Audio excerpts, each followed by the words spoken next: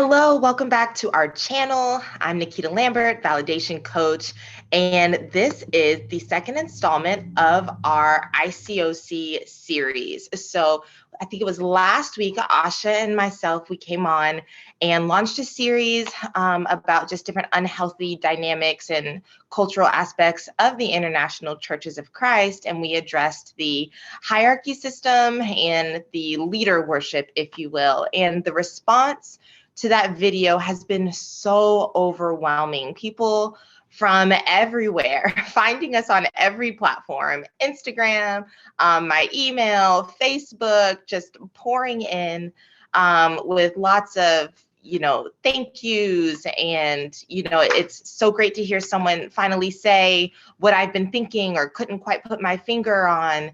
And so that's been really great, because that's honestly the reason why we did this. We felt so fortunate to be able to have a friend group who left kind of at the same time to support each other.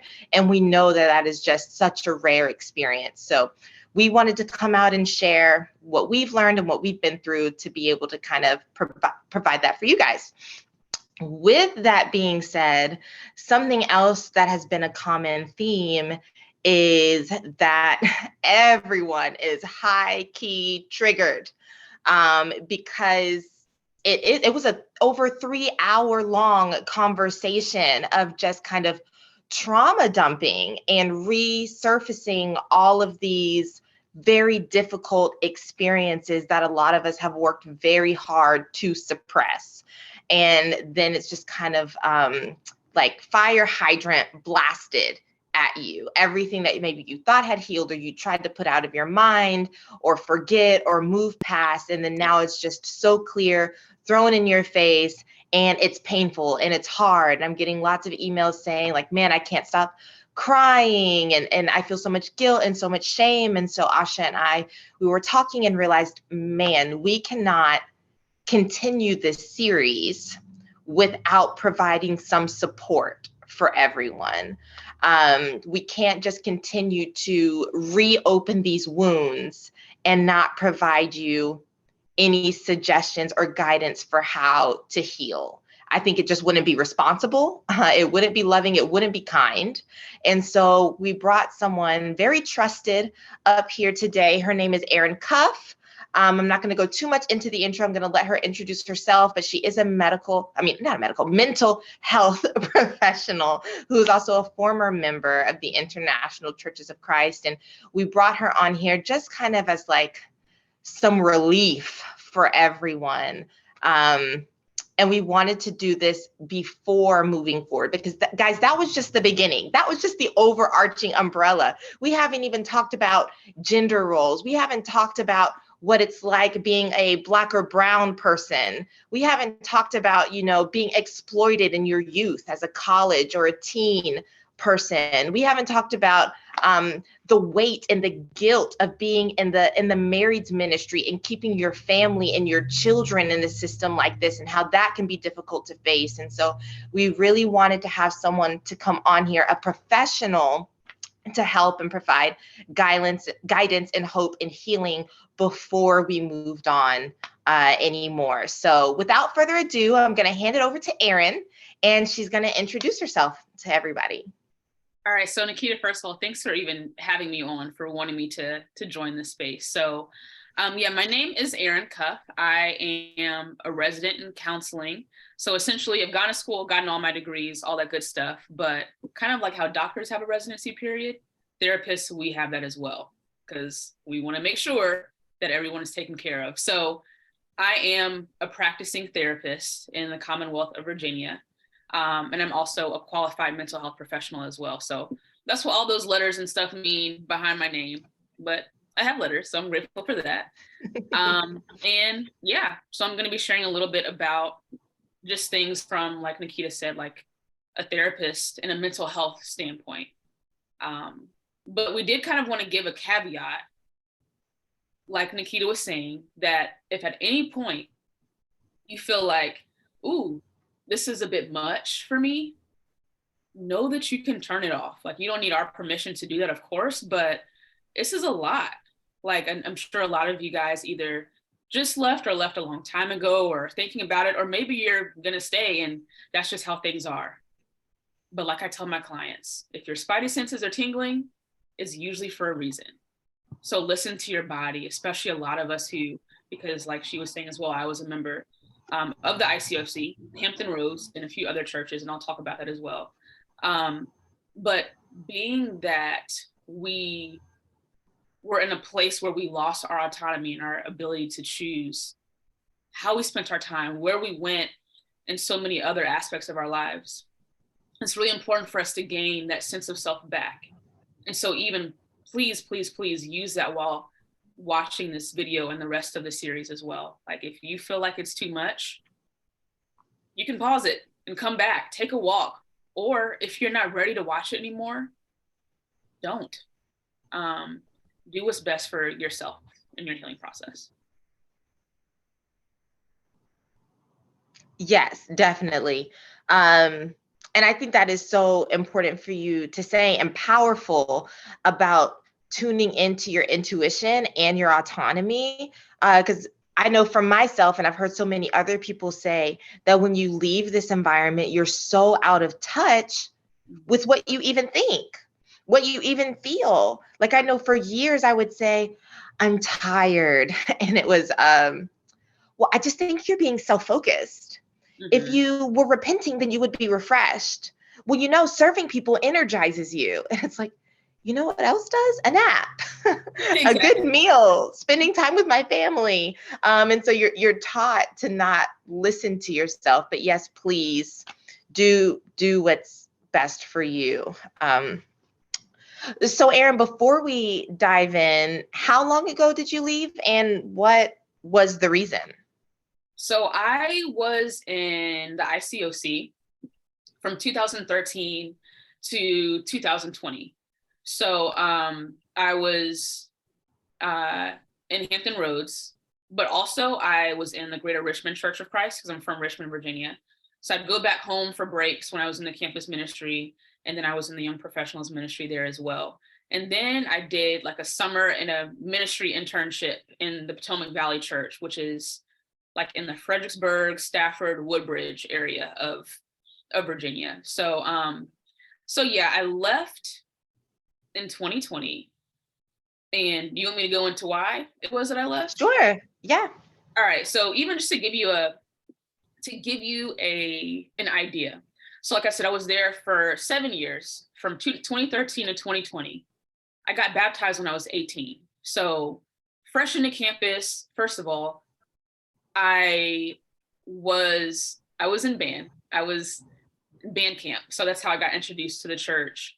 So really right when I got to campus, I got swooped up the second I got on campus. And I had to be on campus earlier, again, because I was in band. So that's how I got introduced. So from 18 to 25. Now, mind you, because like Nikita's talked about, like, and even if you've done your research on the ICOC or had lived experience, campus ministry is very like, it's very prioritized and like, it's one of the biggest and most important ministries in the church. So, but the brain does not fully develop until the age 25. So while people are getting baptized in the campus ministry and all that stuff, people's brains aren't even fully developed to know how to make certain decisions. So from 18 to 25 was when I was there, and 25 is when the brain fully develops. Who knows? Maybe that had a little bit to do with it, but also it was 2020. So during that time, I was in grad school. I was back at ODU in Norfolk, Virginia. And prior to, I was in the campus ministry from 2013 to 2018. I was in Richmond for a year, and I went back to grad school. And in grad school, I remember going back to the same place where I was in undergrad and where I was in the campus ministry. And I started to realize that that when I stepped foot on campus, I wasn't even in the campus ministry anymore. I was in the professionals ministry, they call it the military ministry, was where I was at.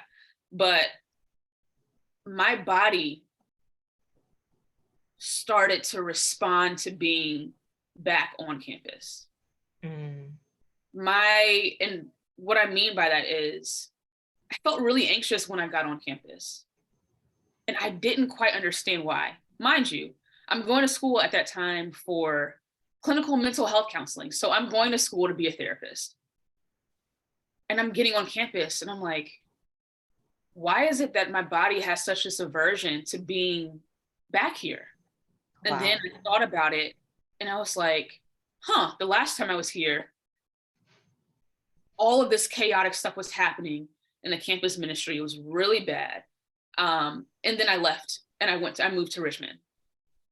And so that was the last thing that my body remembered, was all the trauma and chaos that happened in, I like to term it, the fall of 2017. So getting back on campus, that's what was happening. And then still running ragged, and all of that stuff in the ministry while being in grad school. And I was thankfully able to set some boundaries and just kind of say, hey, like, I'm not a campus student no more.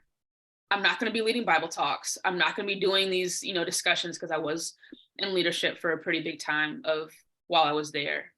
But yeah, still busy enough. And so when the pandemic hit, my parents, thankfully I had parents that wanted me to come home, but like, they told me and my brother, hey, we don't know what this is going to be like. You need to come home. So I went back home to Richmond. And through me going back to Richmond and not having to do Bible talk, not having to do midweeks, not having to do all of these different events, I was able to breathe for the first time in 7 years.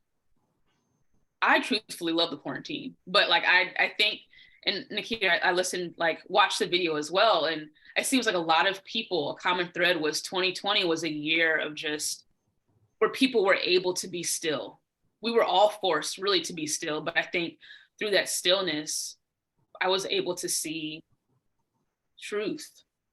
And so that happened. I did end up going back to Norfolk for school, I think fall of 2021.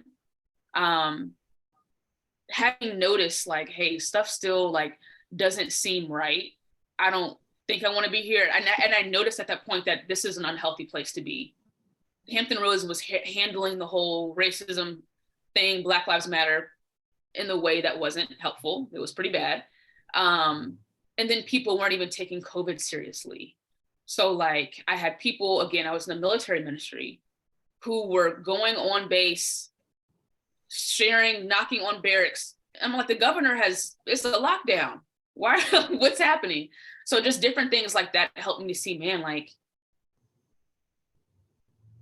people don't even know how to rest. Like what's going on? But anyways, I got back to school, to ODU.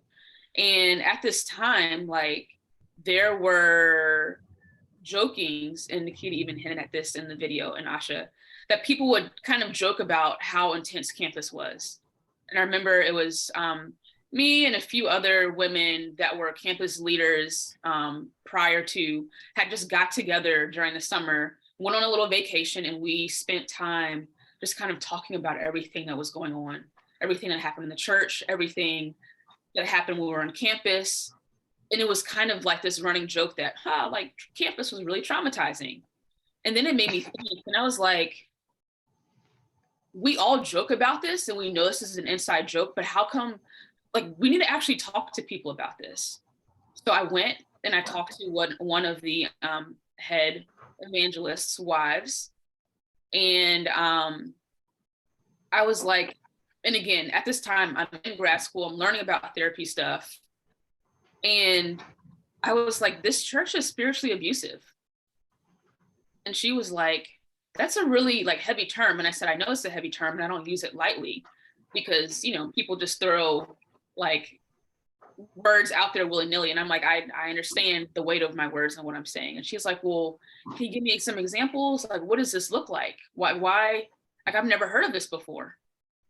And I was like, well, I can get together a group of people and I can tell you, and they can share their experiences. And so through that, because at that point I was like, you know what, but I'm going to be the change that I want to see in the church. Like, I'm going to at least try.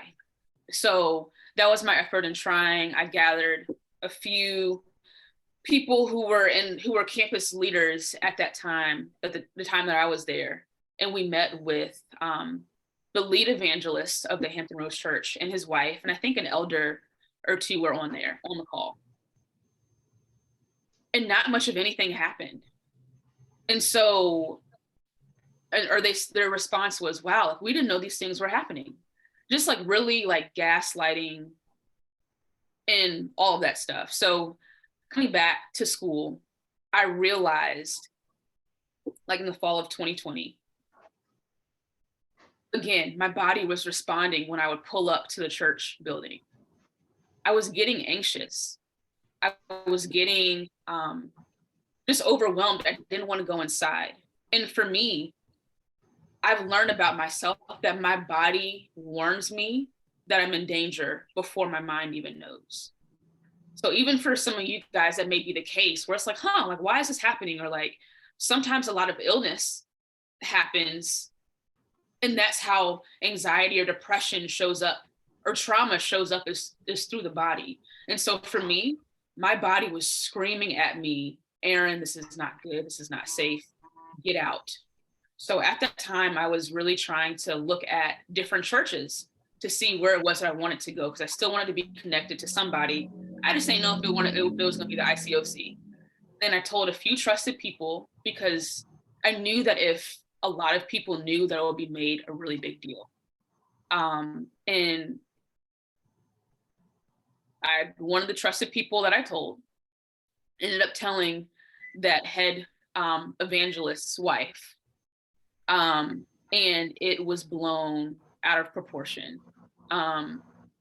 Rumors were spread. I was slandered, as far as, because I was asked to speak at some conference, because I'm bisexual, and that was something I was vocal about when I was in the church. And honestly was like a voice for in the church, which is a whole different topic. But I was set to speak at the conference within the next week. I think it was less than a week. But I got a phone call from the people who headed up that conference, and they were leaders in a different church, or leadership in a different church. And the woman talked to me for about an hour, asked me how I was doing, all of that, to then at the very last second of that conversation say, hey, and so actually your offer has been rescinded to speak at the conference. I asked why. She said, well, it was told to us that, you weren't doing well spiritually. And somehow there was a rumor that I was no longer in good standing with the church. So to break down what that means, because I had to talk to the lead evangelist, and she was the one who pulled the plug and said, hey, don't let her speak at the conference, because they thought that I was going to spread different rhetoric and all this other stuff. And they knew that I was looking at going to other churches, all this other, it was just insane.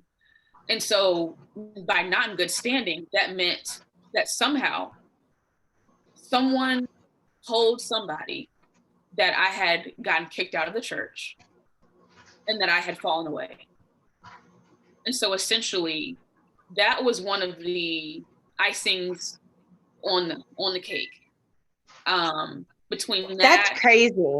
Because I remember that conference, and I was so excited to hear you speak, and you had even been sharing the promotional material. And then all of a sudden, last minute, I don't know if you posted or somebody posted and was like, oh, it's not happening. And I never knew that was why. Wow. Yep. And so that was kind of crazy, because even with the whole thing of me looking at other churches, I still was a member. I was just trying to figure out what it was that I wanted to do and what I felt like God was calling me to do. You know what I mean? And so the fact that I told a handful of people And then this woman found out, who I didn't have a relationship with, and then now they're talking to other people in different churches about me, and I've never even had personal conversations with them. I was like, someone that I trusted went and told my business. And I eventually found out who it was, and I confronted her on it. And then it was still like this whole thing. And her thing was, well, I was just really concerned. I didn't know what to do. I was concerned about you. And I was like, sis, like, you haven't even asked how my life has been within the last few months to know how I've been. Like, no one has asked me. And so it was just different stuff like that. I did have a conversation with the woman evangelist woman, whatever. I don't know what her title is. Women's ministry leader. And at that point, because it was Halloween, it was October the 31st. We met at a coffee shop, and I just confronted her, and I was like, at that point, I knew she's going to try to gaslight me. And I think that was the first time that I saw things clearly enough. And of course she was like, surprised. And she's like, no, like, I told them that you were in good standing with the church, but I just didn't know how you were doing spiritually. And again, I asked her, I said, but did you ever ask me? Did you ever talk to me like, we don't even have a relationship, and that was the last conversation that I had with her face to face. And then I think within a week, and after some more conversations that I had with someone else, and that again is a whole different story, I decided this is not the place for me. So yeah, that was a long story, but that's why I chose to leave. It was like a culmination of things, but really like the last few months kind of lit it up for me. The last few weeks, yeah. Whew, that is a story. And I feel like, the more people come forward and share their stories and you learn, it's like, it's one of those types of things where it's like, man, that's crazy, but it's not surprising. Mm-hmm. So it's like, oh man, that's crazy, but it checks out. Excuse me. So I know earlier in the story, you approached one of the leaders and you said, hey, this church is spiritually abusive. Mm-hmm. And one thing that I do in my other work, my other content surrounding narcissistic abuse, especially, when people grow up with narcissistic parents, is I like to define things. I like to give a name to things, because if you just go around kind of like, oh, something feels off, oh, this isn't right, but you don't really know the name, you won't treat it or address it appropriately. So, Aaron, can you please define and explain what is abuse, and then also what is trauma? Yeah, so I think that's a pretty good segue. So abuse in and of itself, because there's different types of abuse, right? Like there's physical abuse, sexual abuse, emotional, spiritual, financial abuse, like the list kind of goes on, unfortunately. But really it all boils down to its simplest form of, it's the extreme misuse of something, or the unconsensual use of something. So even when we think about spiritual abuse, like in the ICOC, like, yes, scriptures are used. A lot of the concepts that were talked about or that were pushed in ICOC are from the Bible. However, they're misused, and they're used in a way that's weaponizing and manipulative and full of control.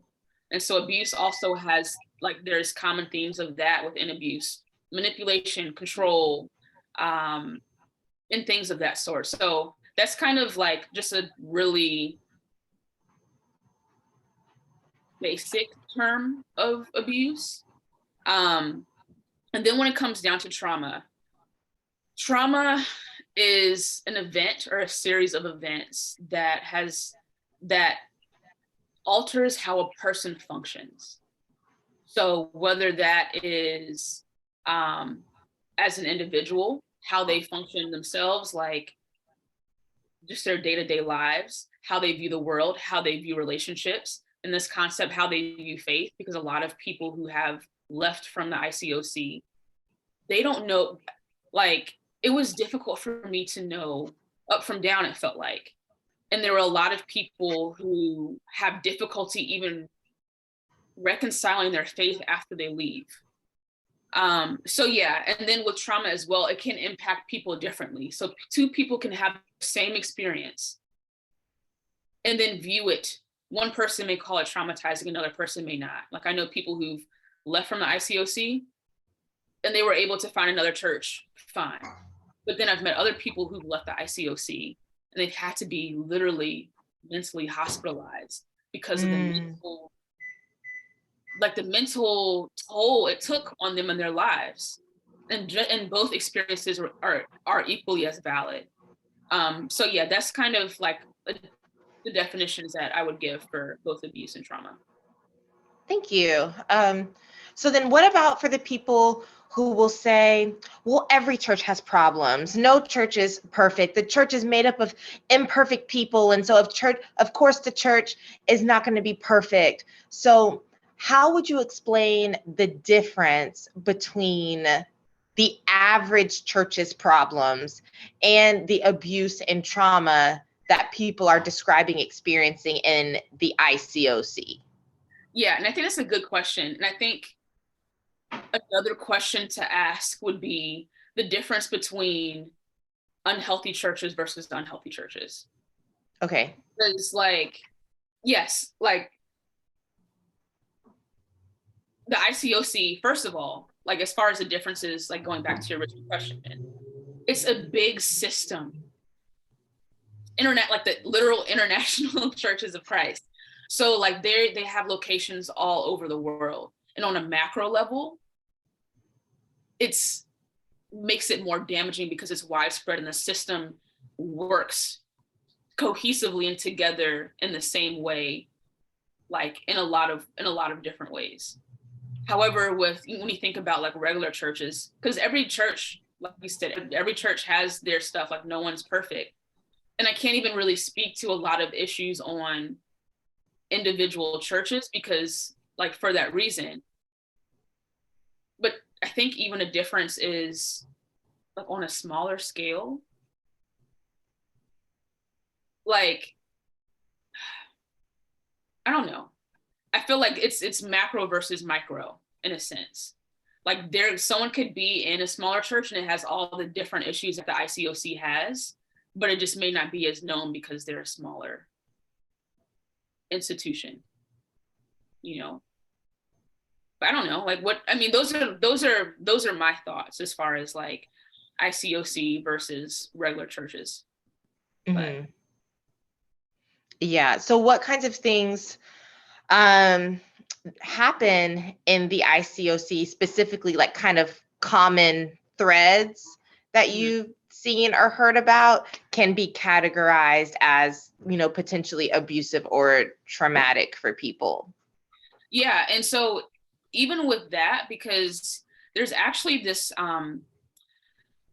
they're called the Religious Trauma Institute.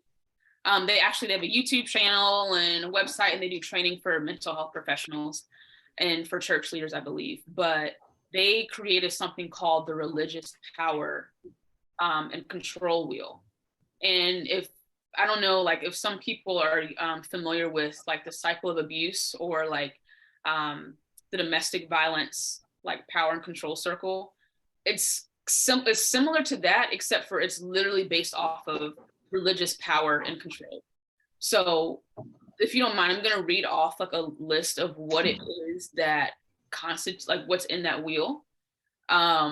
And then I'm going to give some examples of different situations. And please, if you have examples, this is your show, but please let me know things that you relate to as well or have seen. Yes, please take it away. This kind of insight and reference is why you are here. Yeah, so one is the loss of autonomy. And we've talked about that. And I think that's huge for one in the Bible study series, where that's introduced. So autonomy is just your ability to choose. and a sense of self, knowing who you are. So by the time that people are in the ICOC, a lot of questions, because I know something for me that I experienced as far as the loss of autonomy. Like a first example that can come to my head is through like discipling partners and like asking for advice. The asking for advice versus asking for permission. Like, and again, asking for advice is a biblical concept. However, it was not advice. It was, hey, can I do this thing? Can I date this person? Like, what do you think about that? Or for me, even when I was in the campus ministry, I had to get advice on when I could go home to see my family. So like, just kind of this loss of, after a while, I didn't really know how to make decisions without running it past somebody. That's a loss of a sense of self. And again, I think that really happens through the Bible study series all throughout. So that's an example of loss of autonomy. Isolation is a second thing on the wheel. And isolation happens, and this happens in a lot of cults, honestly, is they isolate their members from outsiders. So it's a them versus us mentality. So with the isolation, how that took place was, for one, time constraints. When in Hampton Roads, there were so many events that you had no way to really form bonds with people outside of the church. That, as well as it was looked down upon if you had friends outside of the church and you hadn't invited them to a church function, or you were spending too much time with them. And even for people who had family outside of ICOC, like I made mention just a second ago, how I had to get permission to see my family. I had to get permission to see my family. Like there's this isolation from people who are inside of the ICOC versus people who are outside. And again, a main way that is seen, especially in churches and in religious circles, is through time constraints, making them do a lot of work for little money, or just a lot of work, period, and sacrificing. Oh, well, you know, like be selfless, seek first the kingdom of God, all of that stuff. The third one is minimizing, denying, and blaming. So even the example that I gave with that one evangelist or women's ministry leader, when I said like on October the 31st, that whole situation, or even like, because it was the same person, when I talked to her about my experience with in the campus ministry, she was like, oh, wow, like I've never heard of this before. When I asked her and when I confronted her about, you know, she was like, well, what's something that you've seen that's unhealthy? And I said, I've seen you, like people literally, as they're studying the Bible, be advised to break up with their significant others for no good reason. And she was like, well, that's like, I haven't seen that happen, or I haven't seen that happen lately. And then I gave her a specific example as to when the last time that I recalled that happening. So again, minimizing, making things smaller than what they really are, denying the fact that it even happened. So a lot of times gaslighting, and then blaming. And I even saw an instance of that with, and just kind of trigger warning because it's like sexual assault, but in a sexual assault situation. And it didn't have anything to do with, no one inside of the church were the perpetrators, but well, if you weren't with that guy, then that wouldn't have happened. So like blaming in that way. So that's the third one. Fourth is emotional abuse. And emotional abuse is, first of all, I want to acknowledge that with emotional abuse and even psychological abuse, because I think they can go hand in hand, the difficulty about spotting those things is that they're invisible, for lack of better terms. When someone is physically abusive, you notice, okay, all right, well, they have put hands on me. Likewise with like other things where you can like specifically see or count, hey, like this is what happened. But with emotional / psychological abuse, a lot of the times, and there's an analogy that an author used. I forgot her name, but it's like having water and someone putting a drop of poison in it. You don't really realize that there's poison. You just drink it thinking that it's regular. But then after a while, after it starts to digest, you start to realize, wow, actually something happened and it was not okay. And a lot of times when it comes down to emotional and psychological, even spiritual abuse, a lot of it's noticed after multiple times. If someone physically abuses you, if someone sexually abuses you, it takes one instance a lot of times to realize that that's what happened. With emotional, psychological, and spiritual abuse, it takes multiple times. Another analogy, it's like a backpack. Say you have a backpack on and you put one stone in it. At first, that's not heavy to the average person.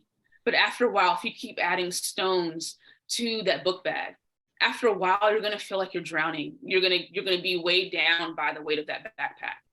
And with emotional abuse and psychological abuse, and I'll kind of separate them, but it's the belittling, making someone feel so like that they're less than. And a lot of times that happened in Hampton Roads through just simply like a lot of the shame that people felt. Oh, are you really seeking first the kingdom of God? I had with the campus ministry leader at the time, he was like, self-care is selfish. And so then you kind of make people feel guilty. A lot of that guilt and shame that Asha was talking about in the previous episode, a lot of emotional abuse leaves the victim or the survivor of that abuse feeling guilt and shame. Oh, can I say something? Yeah, for it. So I know the majority of the references that we're making are things that we experienced in Hampton Roads, but do not be deceived. This is not only a Hampton Roads or a Virginia or an ACR, I think that's Atlantic Coastal Region issue. All you have to do is type in ICOC in YouTube, and you'll see people from all over the country, all over the world, spanning the last couple of decades. There's an Instagram account called Wound of My People, where people from all over the country and all over the world chime in and share their stories. All you have to do is look in our comments on the last video, and there are people from everywhere. And I've been receiving DMs and emails of people from everywhere. And so it can be tempting to want to come to the defense of the system as a whole and say, well, that's just that church, that's just that region, but it's really, really not. So please, take a pause if that's your knee-jerk reaction, that you want to go to that to kind of defend not all churches, but this is a systemic problem. And again, like Aaron mentioned, maybe not all of these things are present in all of the churches, but it's pretty pervasive. So I just wanted to say that.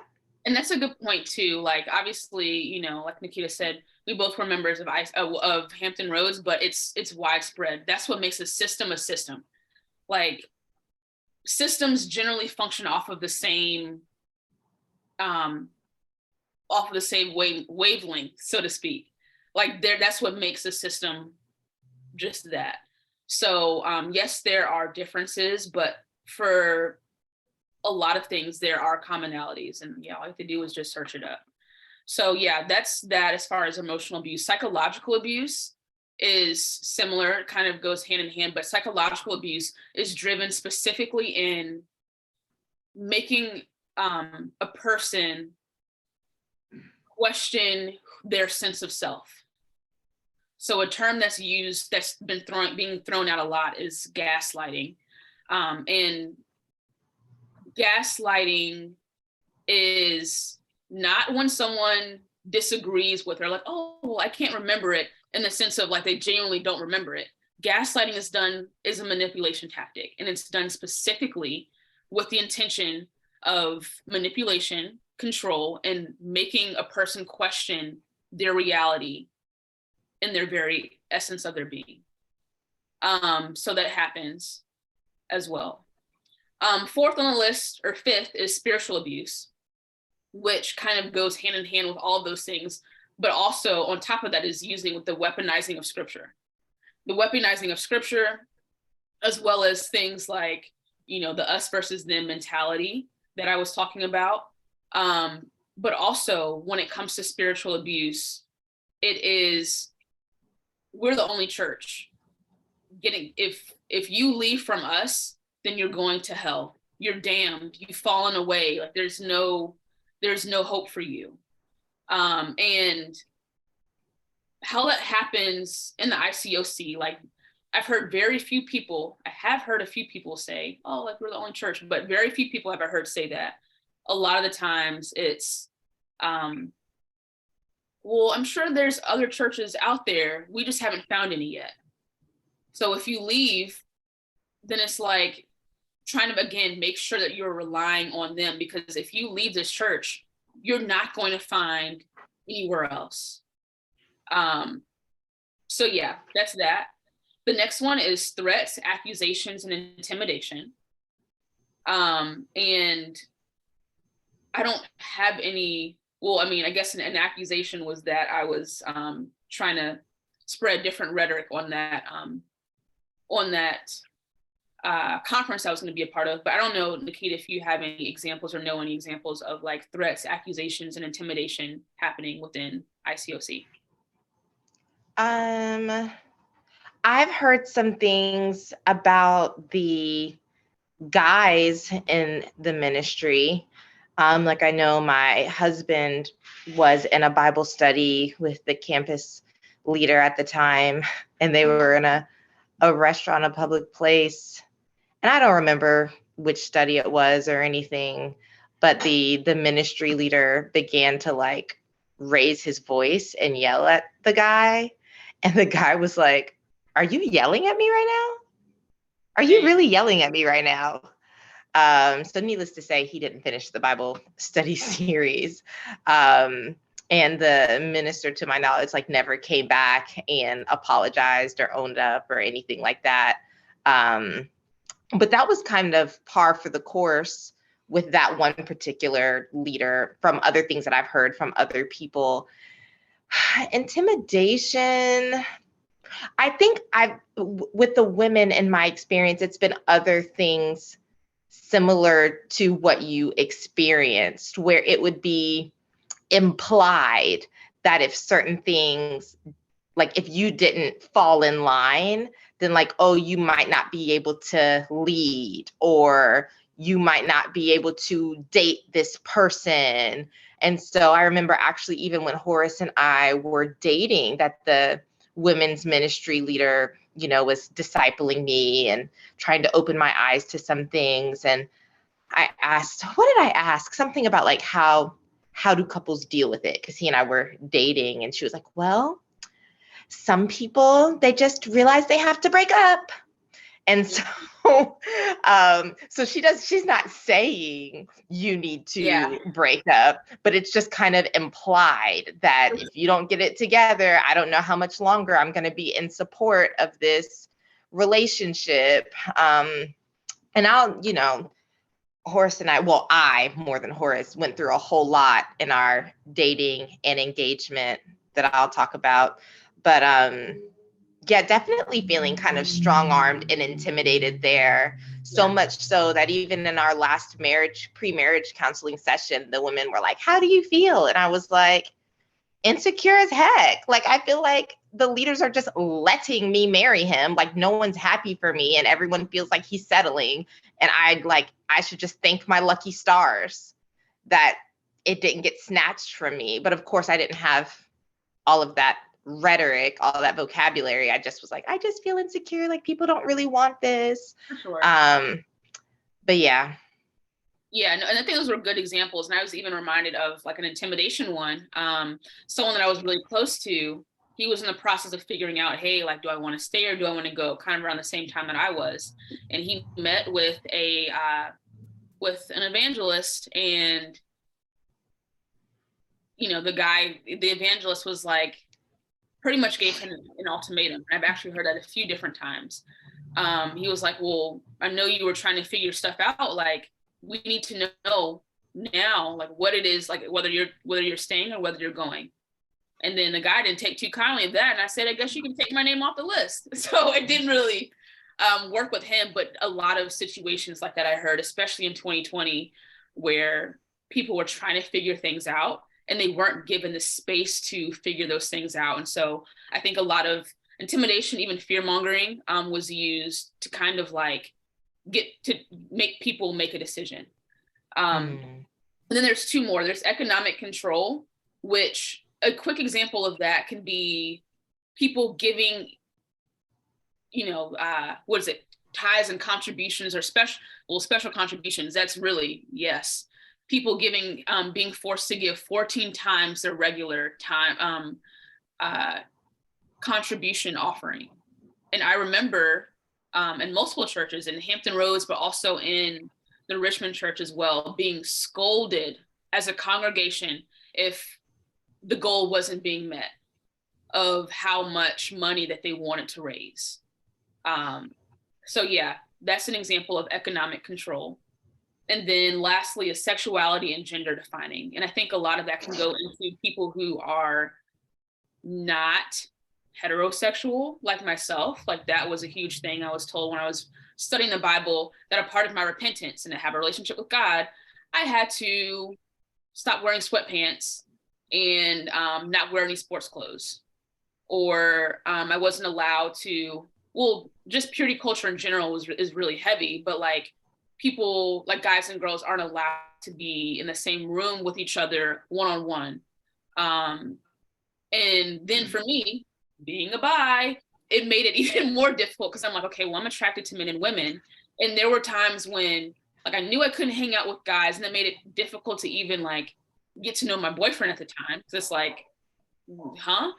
But then with women as well, like I remember getting spoken to a few different times because I was spending one-on-one time with a girl, So yeah, that's just a few examples there. Modesty, like clothing, like the fashion shows or whatever that, we'd have to have. So, I mean, it just depends on, I've heard stories of people having to detransition who were transgender in order to get baptized. Yeah, like intense stories like that. So that's the religious power and control wheel.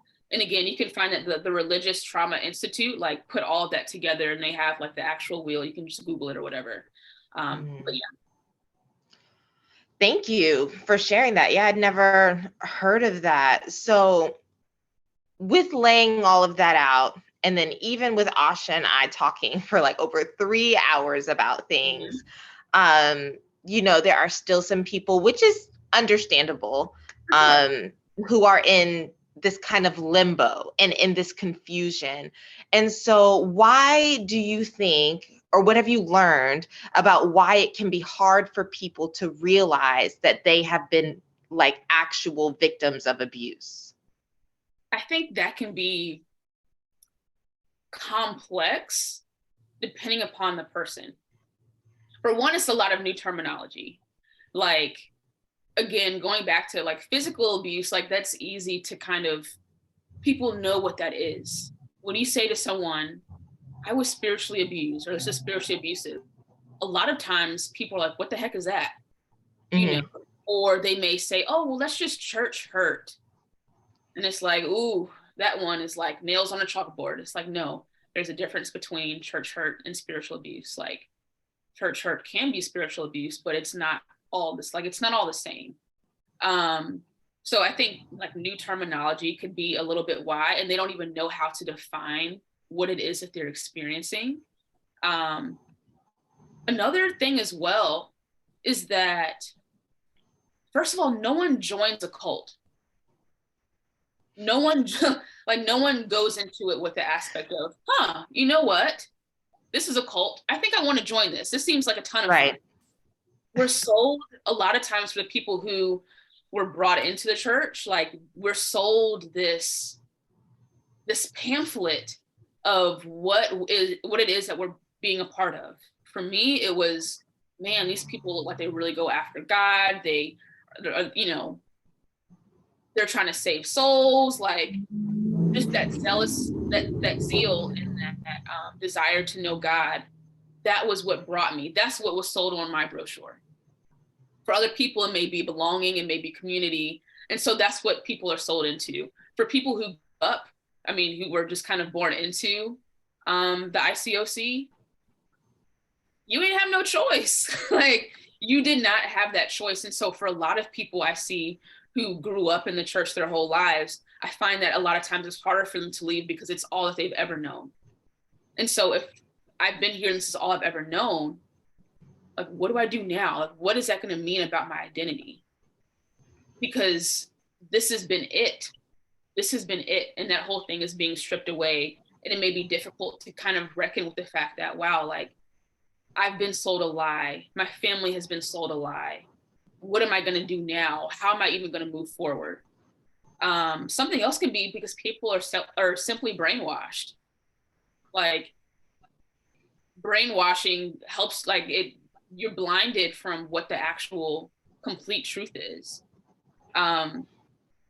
Or denial, or even like a lot of self-doubt and minimizing. Like, oh, it wasn't that bad, or like people self-gaslighting themselves of this whole, well, no, yeah, okay, it wasn't that big of a deal. Or again, because of that loss of autonomy of not knowing themselves or not knowing what's best or even how to listen to their bodies, if they do have that thought kind of in the background, because I feel like a lot of people who leave, there was something there that was nagging, even if it was small, and then it just got bigger and bigger and bigger.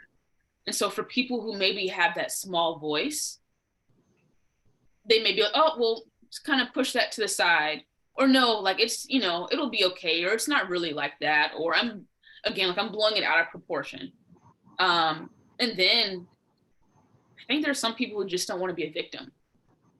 Like, what will this like say to me? Like, I don't want to be weak, or, you know, like, there could be a million different reasons, but that's some of the things that, like, I feel like why it may be hard for someone to recognize that where they are is like in a spiritually abusive state.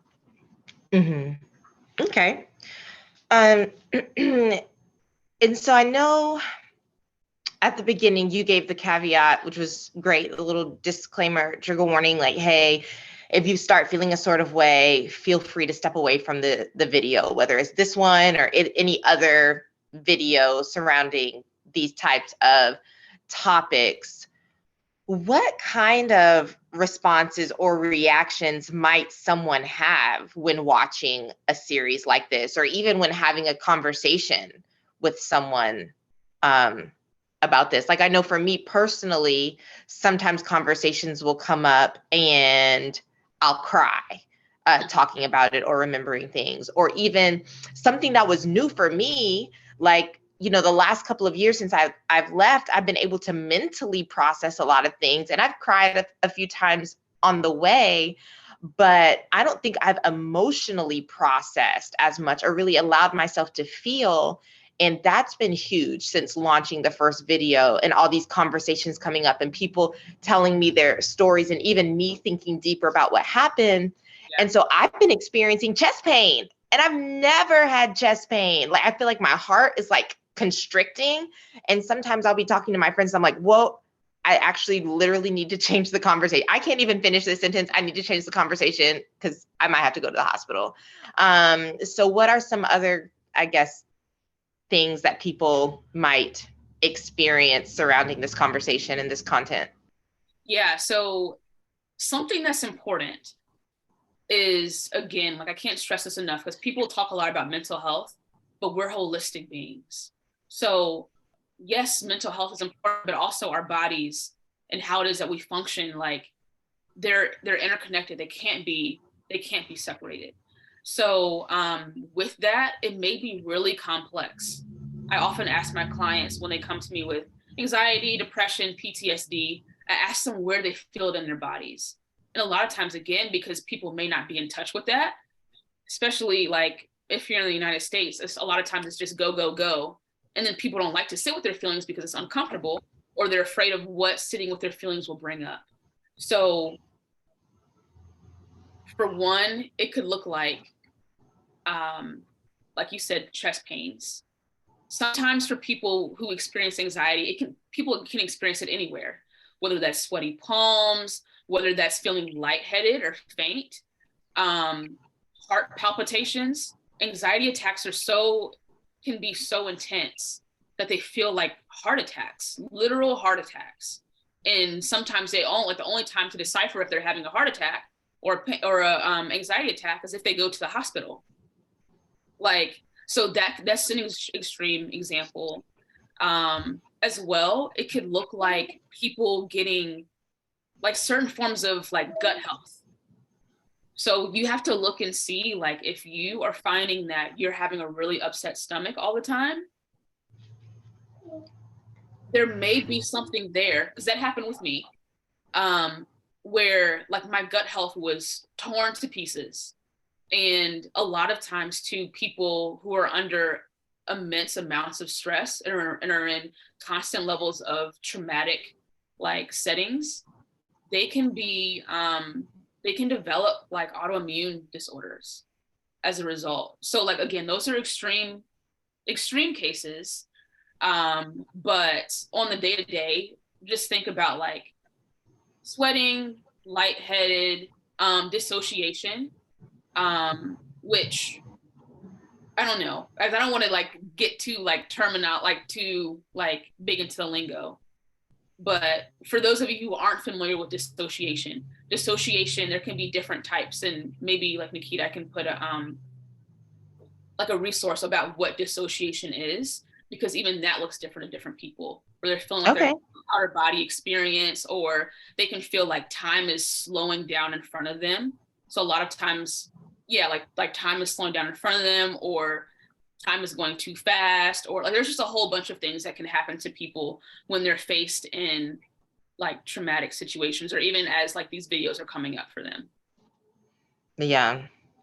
So if someone's, reflecting on these memories or having conversations or watching these videos or things like that, and they feel themselves getting worked up, whether that's crying or the heart palpitations or the uneasiness in the stomach, or even, the inability to sleep because their mind is just racing at night. What are some strategies or some coping mechanisms that they can use to kind of like self-soothe? So for one, check in with yourself. That's the biggest thing. Like before, during, and after the videos, or even when you find yourself being faced with the trigger. Because again, getting to know your sense of self, like your triggers, knowing your triggers is the best thing that you can do for yourself. So even if you go into a situation like these videos, you may know what the videos are going to be about. Check in with yourself beforehand. All right, how was my day? Am I in a good enough emotional or mental state to watch this? If the answer is yes, then yes, watch it. But even during the situation, like during the video, check in with yourself during. How do I feel? What is it that I'm feeling in my body? Is my body, like, are my spidey senses tingling? Do I need to shut this off and go do something else? Because I've seen people go down these rabbit holes of watching all these videos and deconstructing, and that ends up being really bad for their mental health. I've seen people, again, be hospitalized because they're like, no, I just have to I have to make sure this is right. I have to know what's true. And it has its time and its place, but healing doesn't just happen like this. Mm-hmm. It happens over time. And then checking with yourself after. Another good coping skill, especially if you're not familiar with your body and like those sensations, do some guided meditation. So there are different resources that you can go to. If you have Netflix, there is this, it's called Headspace, and Headspace has an app as well that you can go on, and they have, I don't know if the app is free or not. They may have a few videos on there that are for free, but it has different meditations that you can do, deep breathing exercises that you can do.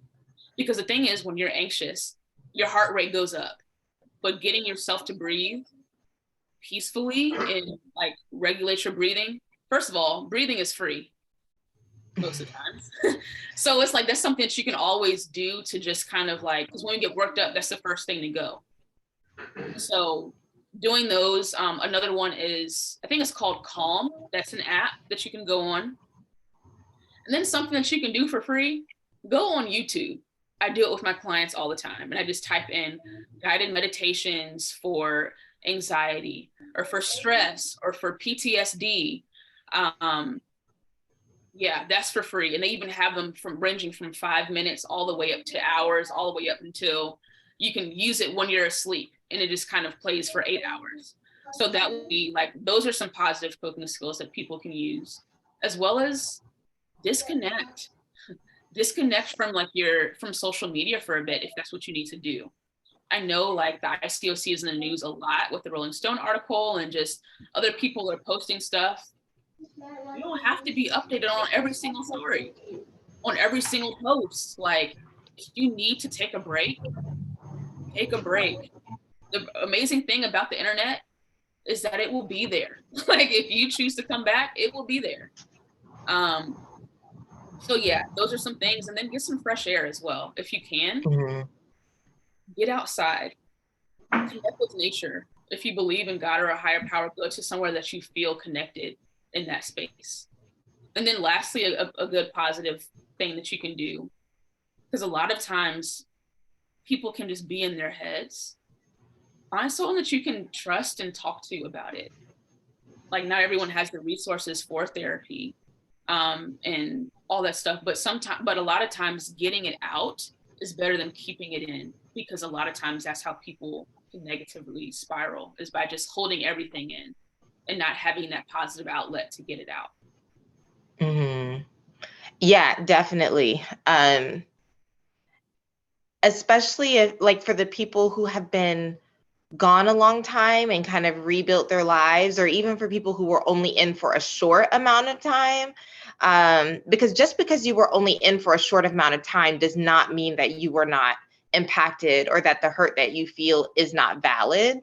Yeah. And so I've heard of people, that they're surrounded by people who may kind of make light of their situation, or they think it's funny. Like, oh, remember that time you were in that group, or that was really weird, or, whatever, but you're hurting.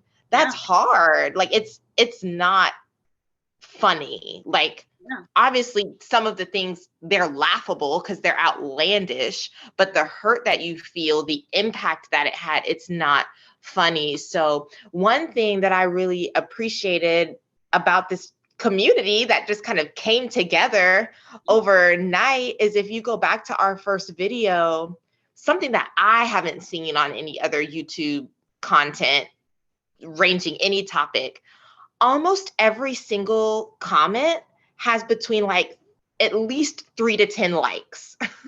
And that was touching to me, because it just felt like kind of everybody was going around giving each other hugs or high fives. Like, I see you, I hear you. And so I think if you are in that space where you don't have that community, feel free to kind of like, hey, does anybody want to connect? Like, I don't have a community. I need somebody to process with. And it can be hard in this space to know who is safe. For sure. And that's kind of how mine and Asha's group came together, because there were like these secret whispers of like, oh, so-and-so's they're thinking about leaving, and they're thinking about leaving. Like, and we all kind of vetted each other and ended up finding each other. And we weren't all connected before, but we found each other, and it was this safe space. And you guys can kind of do that as well, but it is helpful to be able to get it out instead of just ruminating in your mind and playing it over and over. So Erin, what would you say directly to the people who are writing things like, I can't stop crying? And with stuff like that, and because I even wanted to add, but I think this is like answers this as well. For one, feel your feelings. That sounds like a really like therapist thing to say. I guess that's what I am. But like, allow yourself to feel. Allow yourself to grieve.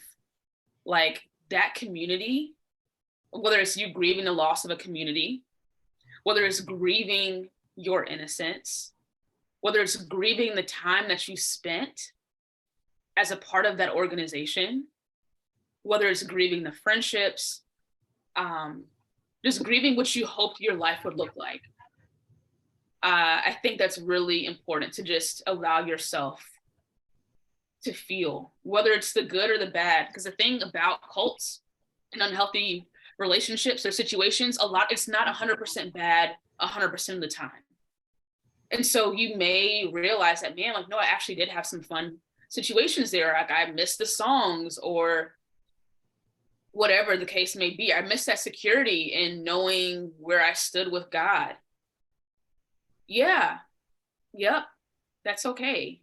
That is okay. And just because it's a hard decision doesn't mean that, like, that just because you knew you made the right decision doesn't mean that it was a hard decision to make.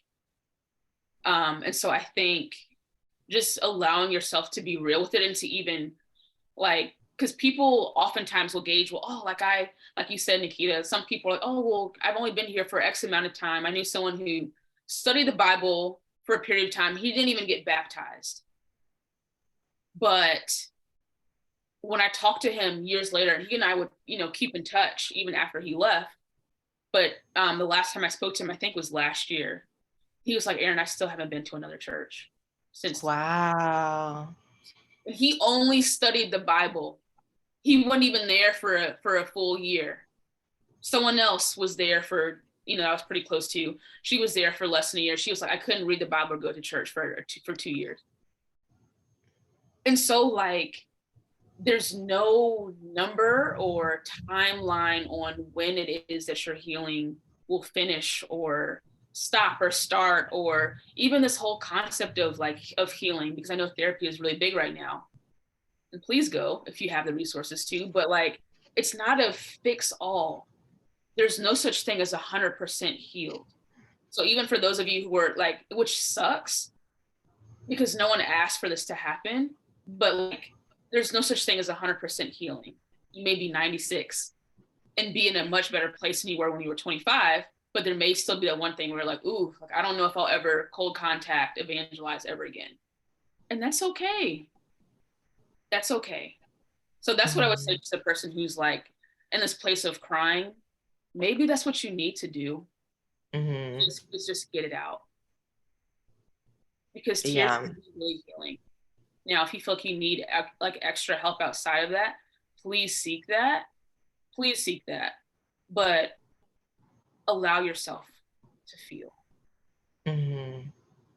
And that's actually something that Asha was trying to help me realize this week, when I was like, girl, I thought I dealt with this. Like, we did not say anything new on that call that we have not been saying for the last 2 or so years. And she was like, yeah, we talked about it. You thought about it, but you haven't felt safe in your different spaces to actually feel it.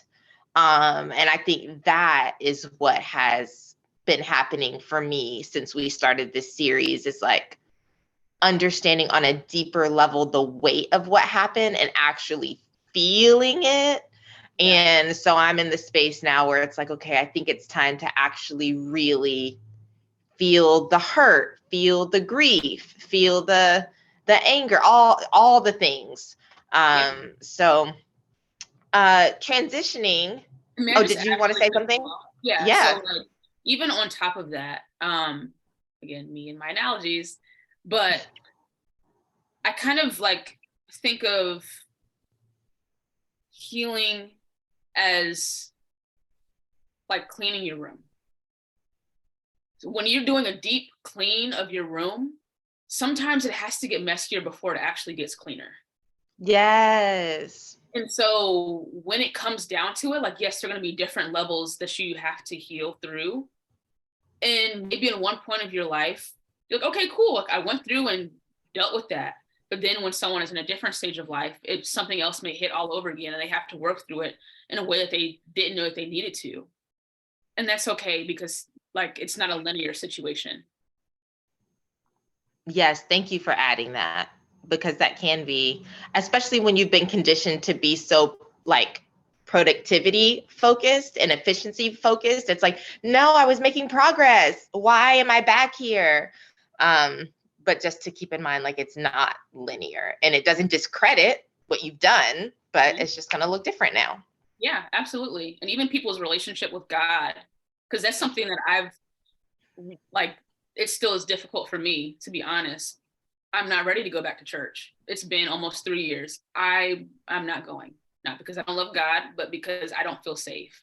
So, like, people who are like, man, like, my relationship with God doesn't look the same. It probably won't for a little bit. And know that that is also okay. Like, and in some ways it shouldn't, because where you were was abusive and unhealthy. So your relationship with God shouldn't look like that. However it is that it needs to look, that will become clear to you and to only you.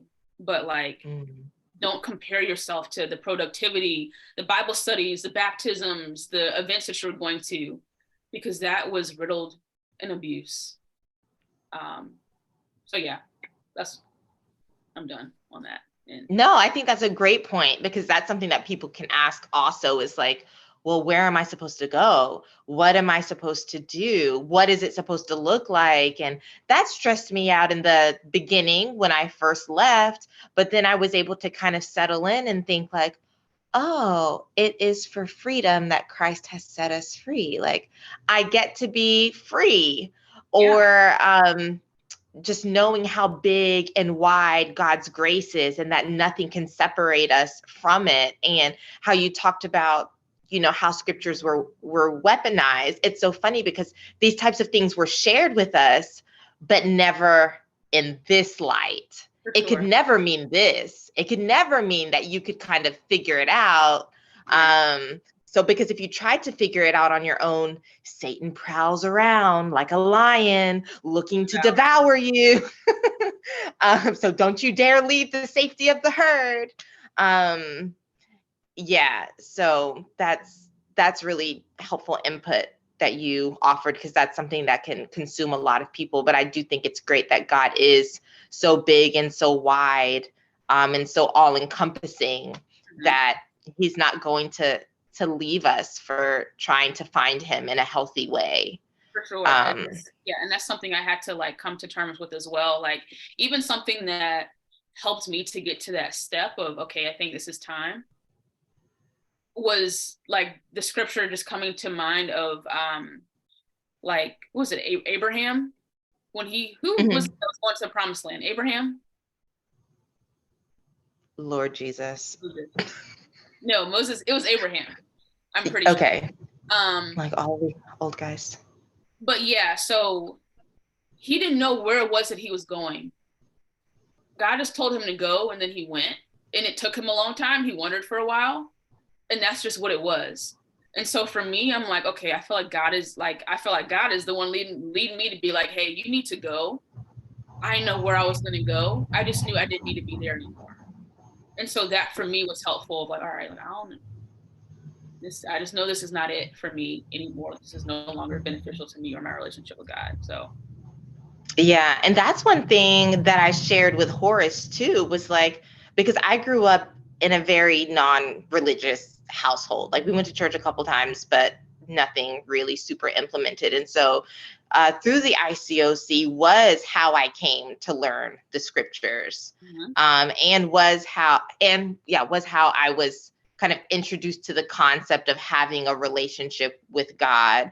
And so one thing, after I was able to reflect and think about moving on from the ICOC, I was like, wow, I got to know God so well while I was in this organization that I can now pinpoint where he is not. Like, the God that I have come to know, I don't see here. And so, like you said, like, I'm going to follow him out. Yeah.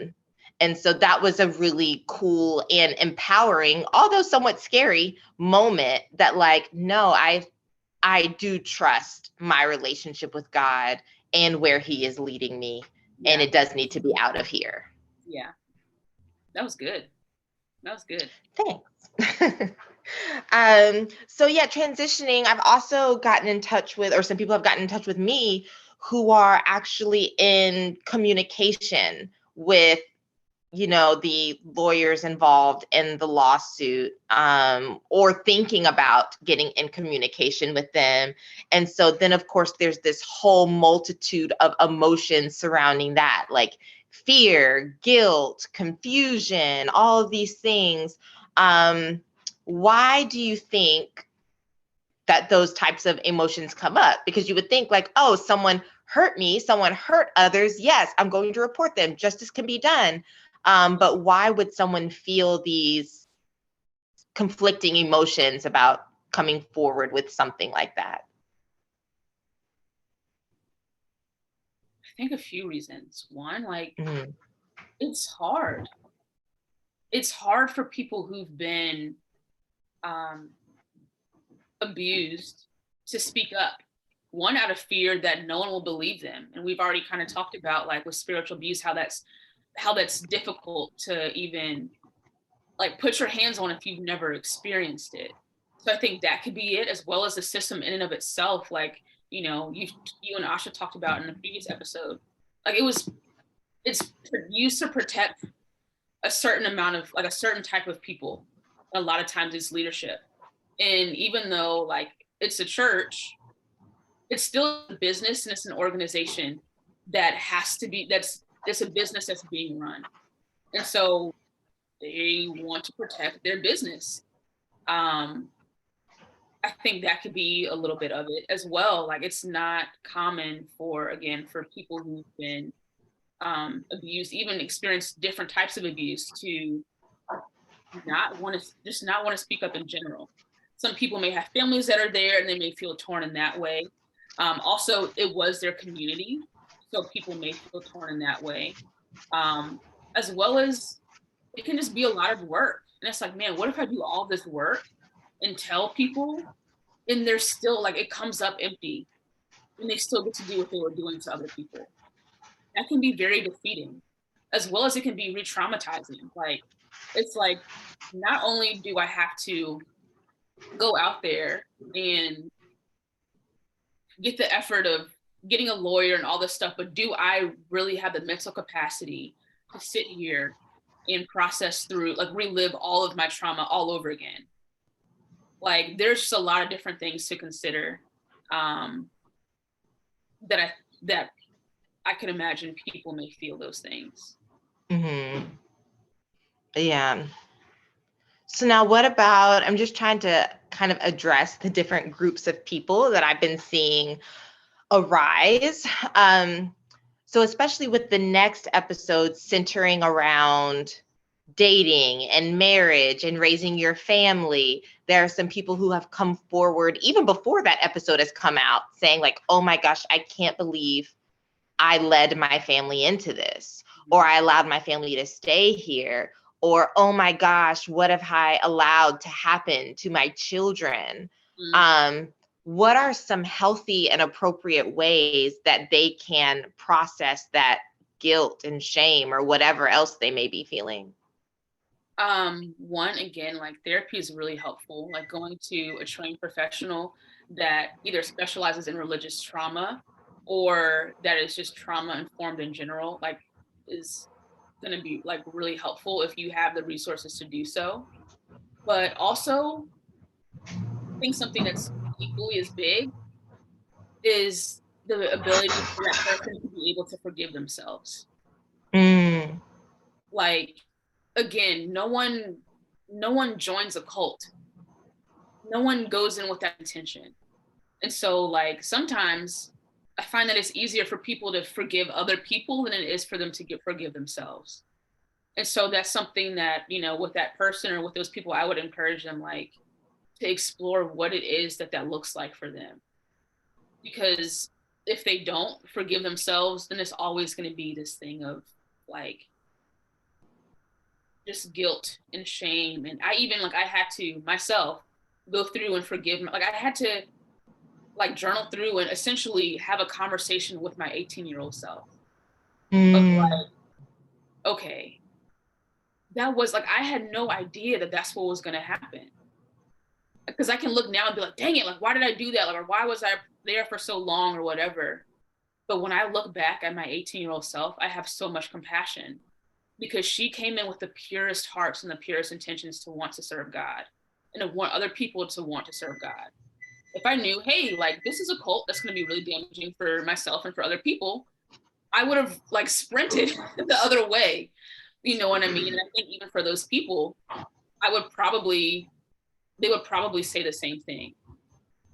So that would be my biggest, like my biggest encouragement to those people. Yeah, I think that's really helpful. Probably something I even need to do myself. So yes, thank you for that suggestion. The next demographic of people I want to talk about are the people who are watching this series and realizing that they've been part of the problem and that they have hurt people. Do you think that would be similar for them in dealing with the guilt and the shame, like just forgiving themselves and maybe even writing a letter? Or... Absolutely. Yeah. Again, forgive yourself for whatever it is that you did. Like, I know a part of me having to forgive myself because, again, I was in positions of leadership. I perpetrated some of those things. Where in discipling relationships or people that I study the Bible with, like, yeah. And so for me personally, and I'm not, so caveat, this was my experience and what I did. I'm not saying this is a one size fits all situation, and people may have done really heinous things. But for me, I did go back and have conversations with women that I discipled or people that I studied the Bible with, and I was like, hey, that I could recall. I was like, hey, like, I'm really sorry for kind of, again, like what Asha did. Like, I'm really sorry for what I did, what I said, or even ask people just to cover bases, like, hey, have I ever said anything that was hurtful or harmful to you? And people met me with really gracious responses. Now, with that, I wasn't expecting, because here's the thing too, there's sometimes when people do that and they are expecting an answer, or they want for the person that they hurt to validate them. Oh no, like, it's okay, so that then they can feel better about themselves. Do not go into an apology with that mindset, because if you did something wrong or hurtful to somebody, you probably need to feel bad about it. Like, I'm not saying lash yourself, but like, you probably need to feel bad about it and never do it again. But if you're looking to that person that you hurt to make you feel better, you might as well say that apology as well. If the person doesn't reach back out to you, know that that's their choice to not reach back out to you or to not accept your apology. So yeah. Mm-hmm. Yeah, I think that's important information to keep in mind, that you initiating with the other person, it should be out of a heart of like wanting them to feel safe, because you hadn't made them feel safe in the past. And so I know, even I reached out to one woman, we were in campus together and I was her discipler, and I reached out and I was like, hey, oh, and also make your presence known and the purpose known. None of this, hey, can I talk to you? Yeah. That causes so much anxiety. Like, can I talk to you about? I would really like to apologize, so they know what is the purpose of this conversation and if there's any ulterior motive. And so I let her know, I was like, hey, I would like to apologize. I've been really reflecting. But then I also said, if you don't want to talk, I completely understand and respect that. And then she said, she was really busy. She had a lot going on. And she was like, I'll let you know. And so I said, okay, cool. But then I never followed up. And that was because there's so much follow up in the church culture. Yeah. And it's like, are we going to get together? When are you going to make time? When are you going to do this? When are you going to do this? And I wanted to just be so completely different of that and not act like I was entitled to her time or pressure her to make time for me, because that is something that's very common in the churches as well. And so I just kind of let it go and let her lead. But I think those are some things to keep in mind as well. Like, make it known why you want to talk, and then similar to what Aaron was saying, like if they don't want to talk, that's fine. But then not pressuring, like, when can it happen? When can it happen? When can it happen? Yeah. Just because you feel guilty and you feel like you need to get it off your chest in order for you to feel better, they don't need to be responsible for that. Absolutely. Like, go journal or talk to your friend or somebody. Yeah. Can you think of anything else that someone should not do or say when trying to make amends with someone they've hurt? In general, or in the concept of like this? I think within this, yeah, because there are people who will probably be prompted to reach out and apologize. Yeah.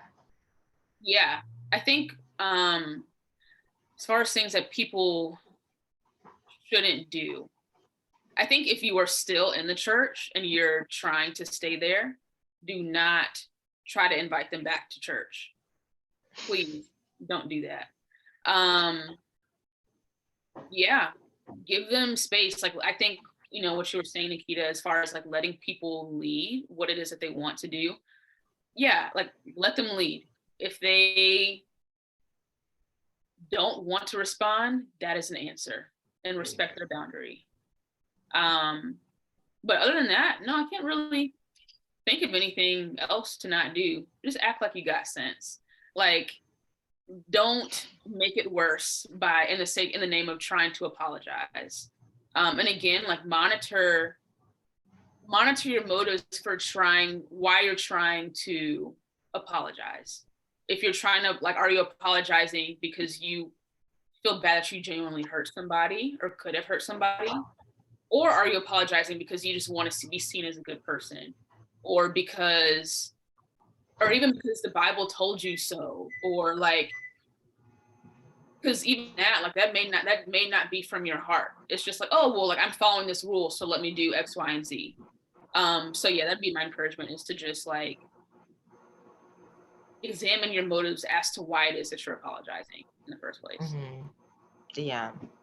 I think one last thing that I would add to that is, like, this is not your time to call them higher. Like, you don't need to tell them, well, if you felt this way in the spirit of Matthew 18, I really wish you would have brought it to me. Or, well, you know, as I'm trying to repent, I really hope that you will continue to try to be close to God as well. Or whatever can happen, whatever you might think of, don't do it. This is not the time or the place. You missed that boat. They left. They don't want your advice anymore about this. If this is not a pure apology, you reaching out to talk about any of that other stuff will be more damaging. Mm-hmm. And I would like to think that if you're still tuning into this channel and you've made it this far in the video, that you are sincerely wanting to make amends and be a safe space. And so please know that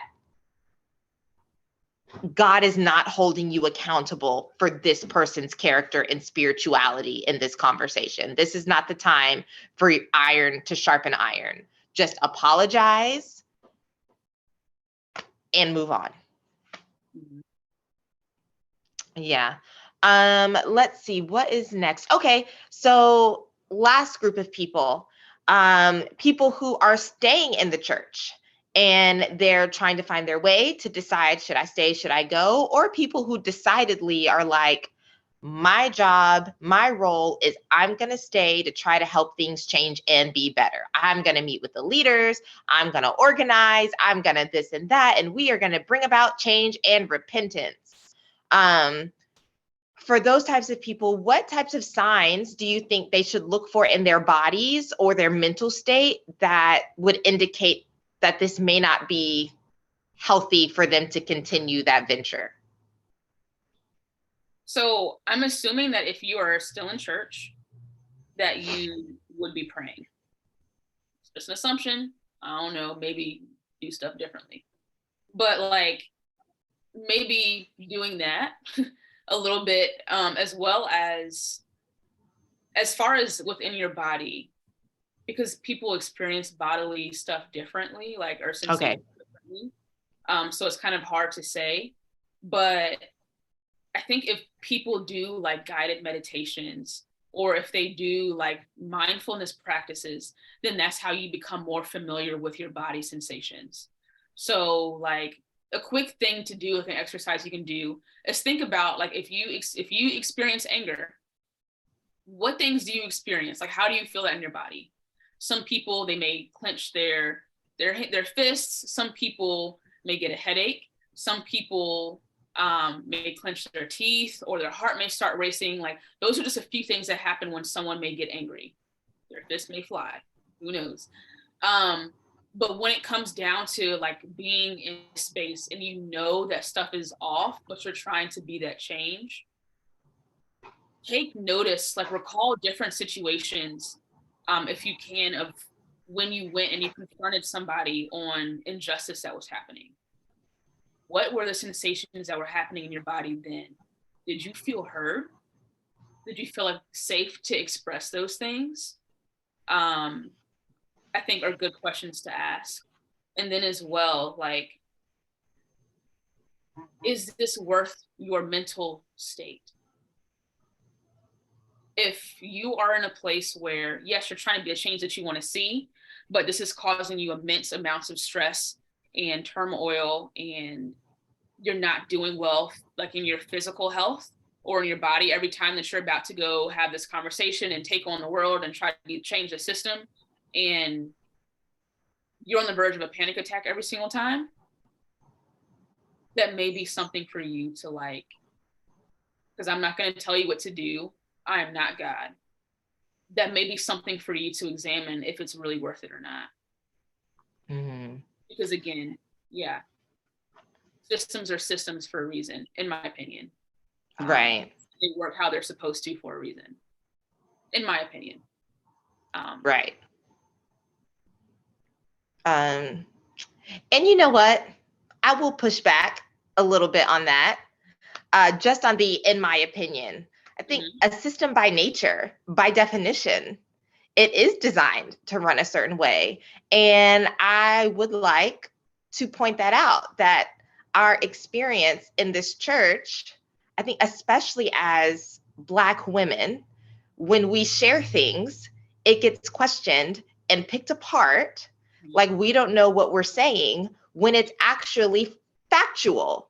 Like that is a system. That is how it works, how it runs, how it succeeds, how it's able to thrive over decades in many countries, and even after the Henry Crete letter, and so many other things that I've learned about that have been kind of hush hush, and the different documentaries and news stories that come out, but this is still thriving.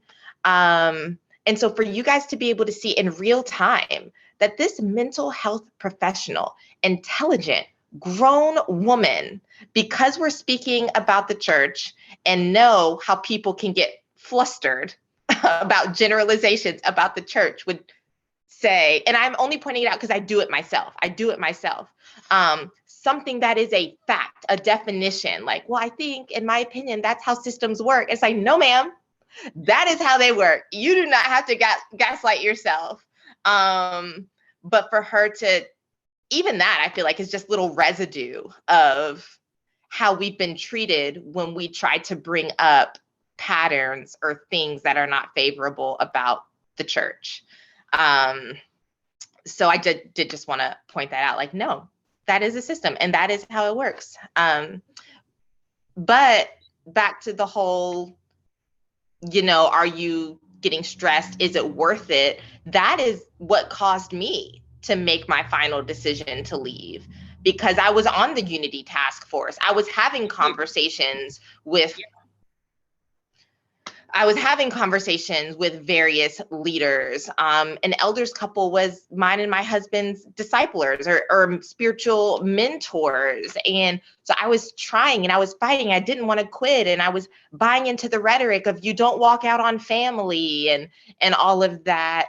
But when it got to the point that I realized I am feeling physically sick after these interactions, and then especially now having a son, I'm like, I have someone who is going to need me around. I can't do this. It's not worth it. It is not worth it. What am I doing? Yeah. And I included this topic, this conversation, because I do want it to be a safe space for everyone. We're not bashing the people who are trying to stay. If that's how you feel, God is truly calling you and using you right now, like that, I can respect that. Like, I'm not, like Aaron said, I'm not God. I'm not here to police your relationship with God and tell you what you should and what you shouldn't do. But it just is dangerous and unhealthy to ignore the signs of stress. So, yes. So before we wrap up, I know you mentioned some resources earlier, like Headspace and Calm, and then you talked about therapy. What are some other resources that people can access, if you know of any, and then anything that people may be able to look into if they can't afford therapy right now? Yeah, so there are, and I will email them to you so that you can like put them in the description box or whatever. But there are a few resources for people who have experienced cults, so cult survivors, and then there are also a few different groups for individuals who have experienced psychological abuse, which a lot of the experiences within ICOC are tied hand in hand between spiritual abuse and psychological abuse. So yeah, I can give those as well. And those are just groups online, as well as people can make their own communities. That's something that they can do. And a really big thing, like if you're balling on a budget, I would really recommend going on YouTube and doing those different videos, like for mindfulness and guided meditation. Also, depending upon where you are, look into different nonprofit organizations for mental health, because there are different nonprofit organizations. And I actually have one I can give as another resource as well, that provide free resources depending upon, there's criteria and stuff like that. But check it out. Google in your area to see if you qualify for any grants or programs that provide free therapy, because there are some out there. Mm-hmm. Thank you. And one thing that I'll add, which is not as technical, but one thing that I enjoy doing that helps me to kind of woosah is I'll take essential oil and kind of like, it's so funny because it looks like you're anointing, but I'll kind of like throw some dots at the wall in the shower and then take a hot shower. And it's very much like a sauna steam kind of treatment. And so you can do like the eucalyptus or the peppermint or lavender, whatever your vibe is. And I know that there are some very, very serious essential oil people who talk about, you know, it has to be this quality. I don't really get into all that. I buy kind of middle of the road quality from Amazon. So it may not have the quote unquote healing properties, but it does smell good and it's very relaxing. So that is something that I like to do for, you know, a temporary kind of mood and body reset. That is pretty inexpensive. Yeah, and plus it gets your sense, like you're like getting your sense involved, like sense as in your five senses involved is really important, because it helps you to stay in the present. A lot of times, like when we have experienced trauma and we're having those flashbacks of things that have happened in the past, we have triggers, focus on things that are in the past. Sometimes we need help focusing on things that are in the present moment. So like with the essential oils, or even if you like go on a little nature walk or something, or even just looking around. Something I do with my younger clients is I'd play I Spy, but with and use it as like a mindfulness activity. So I'm like, all right, okay, like I spy something green, like, and just kind of look for green things in the room and just kind of do that and focus on my breath while I'm doing those things. So again, that's free. If you're in a situation, even outside of trauma, and you find yourself anxious, you can look at different stuff in the room and, okay, how many green things or blue things can I see, and calm yourself down, and nobody will know unless you tell them. So that's another resource that you can do. Speaking of staying in the present, and this is so random, it's so random, but I'm almost at 1,000 followers on TikTok. And the reason this is significant is I just learned this recently. If you have 1,000 followers, you can go live. And I was like, I don't have anything to talk about, but people on TikTok go live about anything. Yeah. And so even though my page is like validation and stuff like that, a lot of the people who follow me are millennials. And I'm like, and a lot of the people who follow me, typically my tribe, people we didn't get to enjoy our childhood. So I was thinking of doing like Millennial Mondays or something like that. And I've been creating this huge playlist of all this music from our childhood through college years. And I'll just be doing kind of random house things and talking to you guys while listening to some of our old favorite songs from the 90s and 2000s. So if you want to go follow me on TikTok, it's just my name, Nikita Lambert, at Nikita Lambert. And then I can go live and we can hang out and listen to, I guess they're oldies now, which is weird to say, but some of our jams, and we can be present together. We could be present together. So that's my little plug, but I do want to hand it over to Erin. For anyone who's just meeting her for the first time now, she is kind of the, at least in my circle, the trailblazer for shining light on these things. Because I can't, time is a blur. I don't remember if it was last year or the year before, but she had a little, a series that was going on, and it was, I mean, it was making some waves where she was just calling out the things that she experienced and the things that we're talking about in this series, but in short form videos. And so she shared with me that she's about to launch a channel. So Erin, can you tell the people where to find you, where to go, subscribe or follow, and what you have planned for that platform? Yes, so there's two places that you guys can follow me. One, so what Nikita was talking about was a YouTube false. It was a TikTok mini series that I did on spiritual abuse. Then it's not ICOC centered, it's just on spiritual abuse in general. But you can follow me there at Young Cuffington. So CUFFINGTON. So Nikita will put that somewhere, but then you can follow me on YouTube at just Erin Cuff, ERINCUFF. And I'm going to be doing a whole new series, kind of like similar to Nikita's, but just in the sense of me sharing my personal experiences in the churches that I was in. So again, I was in the Hampton Roads Church of Christ. I was in the Greater Richmond Church of Christ, and I even was in Potomac Valley Church of Christ for like a little bit. But mostly I'll be talking about the first two of my experiences there, and leadership, being a Black woman who was also bisexual, just the different experiences there. I also dated in the church, let me tell you. So yeah, all those things will also be, I'll talk about as well.